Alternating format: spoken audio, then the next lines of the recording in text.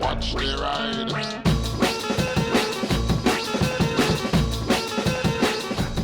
Hi everybody, I am still on the derrick, and I have a subject I want to talk about today. Now, I'm going to be talking about photography, but the story is not actually about photography. It's about a lesson I learned, and you might be able to extrapolate something from it, and it might be helpful to you in some way. I don't know. Let's just get on with it. So basically, I started doing photography when I was about 15, and within a few years, I got pretty good, and I was doing well at taking wildlife images, and I started to sell some, and I was like, oh, I'd love to do this as a job, you know.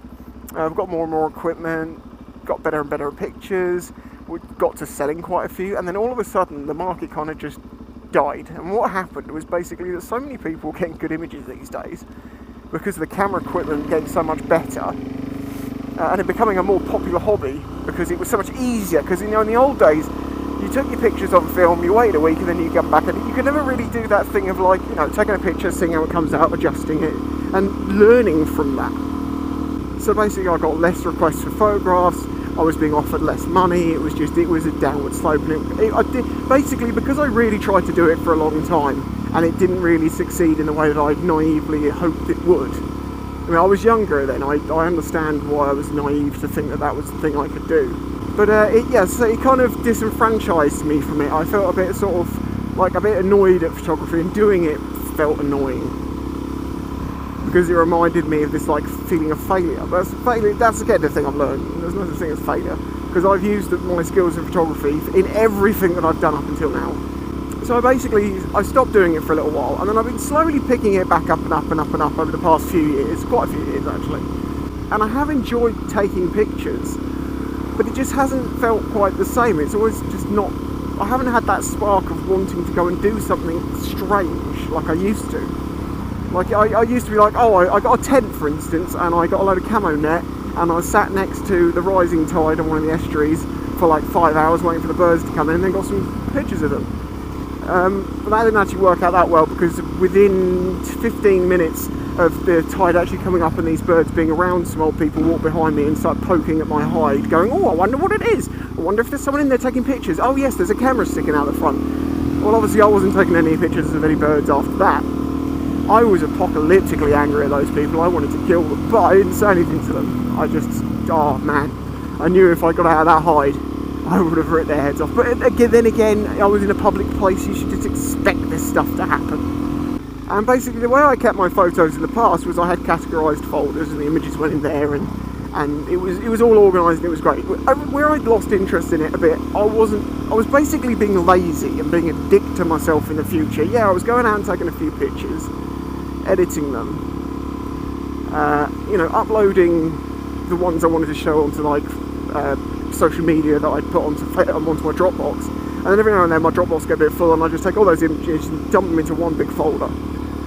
I did that for a couple of years, and it meant that finding images that I liked was getting harder and harder, and it was basically ruining photography for me. I didn't realise this until I spent, as I say, 2 months digging through pictures, sorting them out, getting all the best ones into the folders they're supposed to be into, organising it all.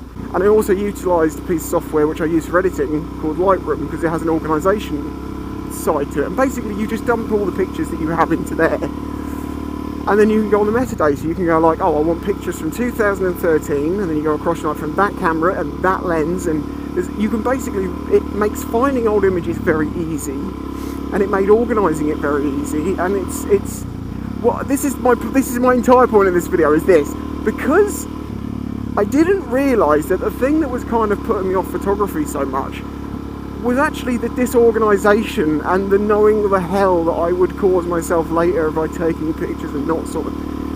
So once I did it, I started thinking, well, I started noticing this feeling back of like, I want to go and take some more pictures. I really want to try and, I really want to try and push on that thing that I did before. I really want to try and do some different things here. And basically I just didn't realise that a lot of the sort of not wanting to do photography so much came from was because of my disorganisation and my pictures. I had no idea it was that until I sorted it all out, and I was like, there, now I'm ready to take more pictures. As I say, I didn't know that was the thing that was giving me a lot of negative feelings around photography. It was just disorganisation.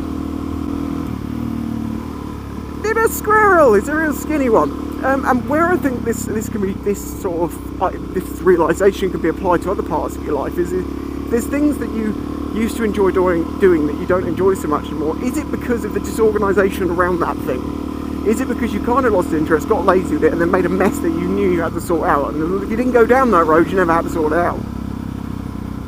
So I'm a pretty logical guy. I kind of understand my own head, but I didn't realise that. Cheers. I didn't realise it was that was causing these sort of negative feelings. It's bizarre.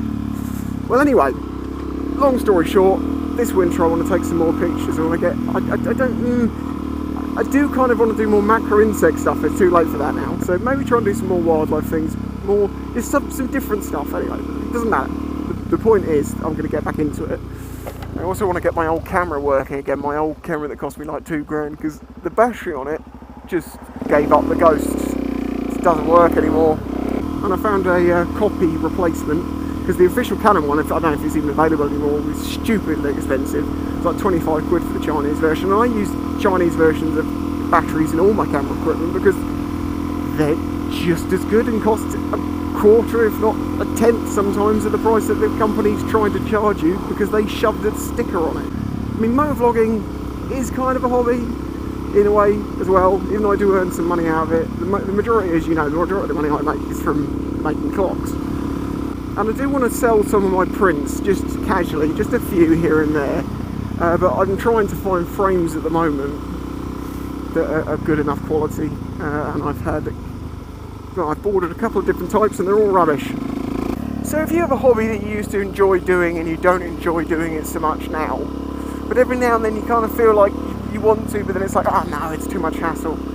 If it's due to organisation, just get organised. Spend the time, get organised, and you'll probably find that passion for it to come back. You get that feeling of, oh, I wish I... Because that's when you get your ideas. When your brain's like thinking about wanting to do it, it keeps thinking of different ideas, and then you come up with new ways and new approaches, and it's very much a thing for you. As I say, it's a hobby, of course. Hobbies are exactly for you.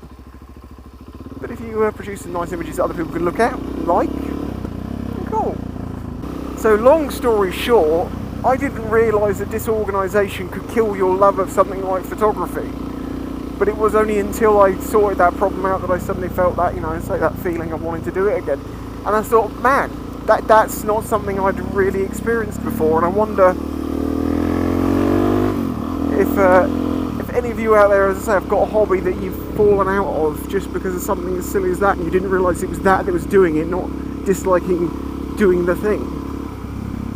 I don't know. Anyway, thank you for watching. Don't forget to leave a like, and I'll catch you next time. Bye bye.